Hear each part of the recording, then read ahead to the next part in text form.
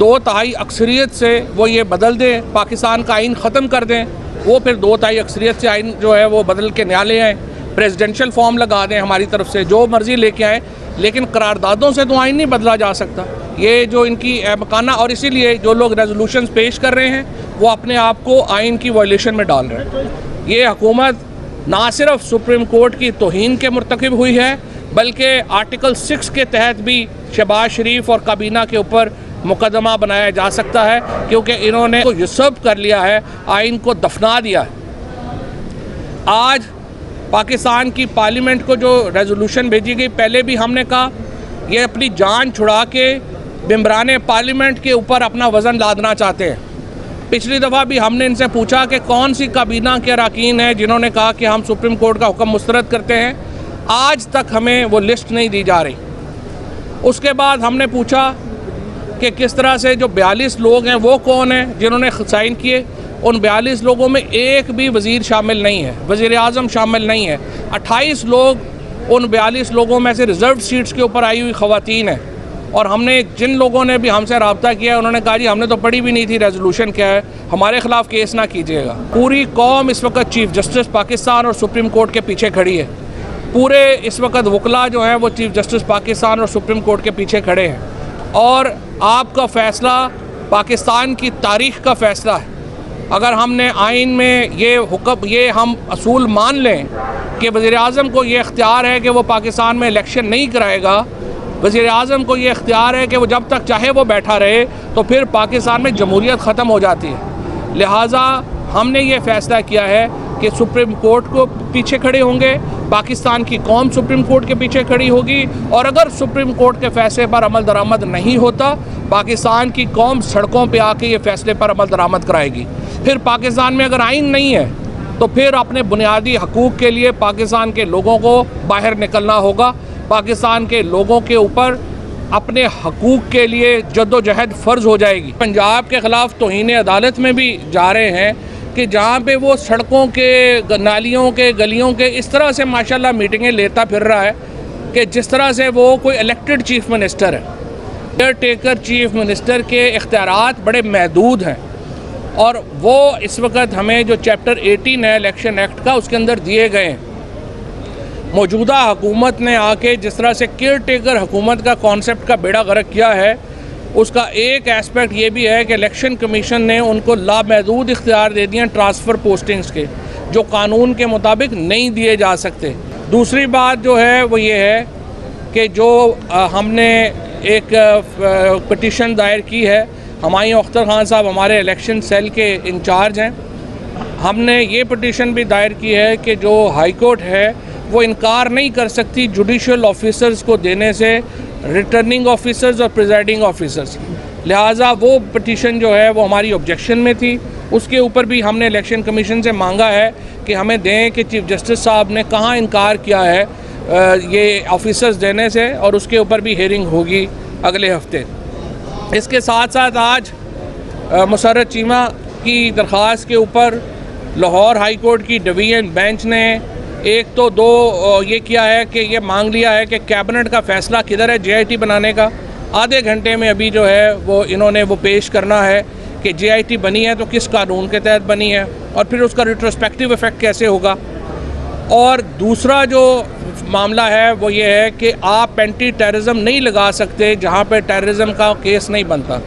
उसके लिए हमने जो उससे आर्टिकल 199C की इम्प्लीमेंटेशन मांगी है, और इंशाल्लाह मुझे उम्मीद है कि ये PTI के कारकुनों के ख़िलाफ़ जहाँ जहाँ टेररिज्म केसेस किए गए हैं, इमरान खान के ऊपर जो टेररिज्म केसेस किए गए हैं, हाई कोर्ट इनको कालअदम करार देगी। अब आइए, जो आज सुबह काबीना ने एक मजाक किया है पाकिस्तान के साथ और सुप्रीम कोर्ट के साथ। पाकिस्तान के आइन का आर्टिकल 190 ये कहता है कि सुप्रीम कोर्ट के फ़ैसले तमाम एग्जेक्टिव और जुडिशल अथॉरिटीज़ के ऊपर बाइंडिंग है। सुप्रीम कोर्ट ने अपने हुक्म में वफाकी हुकूमत को ये हुक्म दिया था कि वो आज के दिन तक फ़ंड्स रिलीज़ करे और आज रिपोर्ट जमा करवाए। वफाकी हुकूमत से मुराद है वज़ीर आज़म और कैबिनेट, जो डिफ़ाइंड है। वफाकी हुकूमत का मतलब होता है वज़ीर आज़म और काबीना। वज़ीर आज़म और काबीना ने इस हुक्म को सिरे से जूते की नोक पे रखते हुए उसमें अपनी ही एक तशरीह डाल दी है कि ये हम पार्लियामेंट को भेजेंगे। आइन ने जानते हुए जुल्फ़िकार अली भुट्टो ने, मुफ्ती महमूद ने जब ये आइन साइन किया था तो उनको पता था कि उनकी औलाद कैसी निकलेगी, इसीलिए उन्होंने ये फ़ैसला किया कि इस मामले से कि इलेक्शन के लिए जो अखराजात हैं वो उन्होंने पार्लियामेंट की जो जुरिस्डिक्शन है, जो इख्तियारात हैं, उसी से बाहर कर दिए और ये कह दिया कि जो इलेक्शन के इंतखाबात के लिए जो पैसे चाहिए वो कंसोलिडेटेड फ़ंड के ऊपर डायरेक्ट चार्ज होंगे। यानी पाकिस्तान का जो ख़जाना है उससे सबसे पहले लाजमी ख़र्च के तौर के ऊपर जो पैसे दिए जाएंगे वो इलेक्शन के पैसे होंगे, क्योंकि पाकिस्तान का आइन दो बुनियादों पे खड़ा है। एक बुनियाद ये है कि अल्लाह ताला जो है वो सॉवरन है पाकिस्तान में, इक़्तिदार आला जो है वो अल्लाह ताला की ज़ात को है और उनके जो लिमिटेशंस हैं मुकर्रर करदा, उनके अंदर रहते हुए जो इख्तियारात हैं वो मुंतखब नुमाइंदों ने इस्तेमाल करने हैं। Chosen representative of people of Pakistan will exercise this right. लिहाजा अगर इलेक्शन ना हो तो पाकिस्तान का आइन रियासत के वजूद को ही तस्लीम नहीं करता। पाकिस्तान का आइन मानता ही नहीं है कि कोई ऐसी रियासत हो सकती है, हुकूमत हो सकती है जिसमें मुंतखब ना हो, जहाँ पे अवाम के पास वोट का राइट ना हो। आज आइन की गोल्डन जुबली के ऊपर इस वफाकी काबीना ने इस फाशिस्ट फस्तायत की जो नई यहाँ पे कहानियाँ लिखी जा रही हैं, इस फाशिस्ट हुकूमत ने पाकिस्तान के आइन को दफन कर दिया है। आज पाकिस्तान के आइन की 50वीं सालगिरह के ऊपर पाकिस्तान के आइन से इलेक्शंस को ख़त्म करने का मतलब पाकिस्तान के आइन को दफन करना है। ये हुकूमत ना सिर्फ सुप्रीम कोर्ट की तौहीन के मुर्तकिब हुई है बल्कि आर्टिकल 6 के तहत भी शहबाज शरीफ और काबीना के ऊपर मुकदमा बनाया जा सकता है, क्योंकि इन्होंने तो यूसर्व कर लिया है, आइन को दफना दिया है।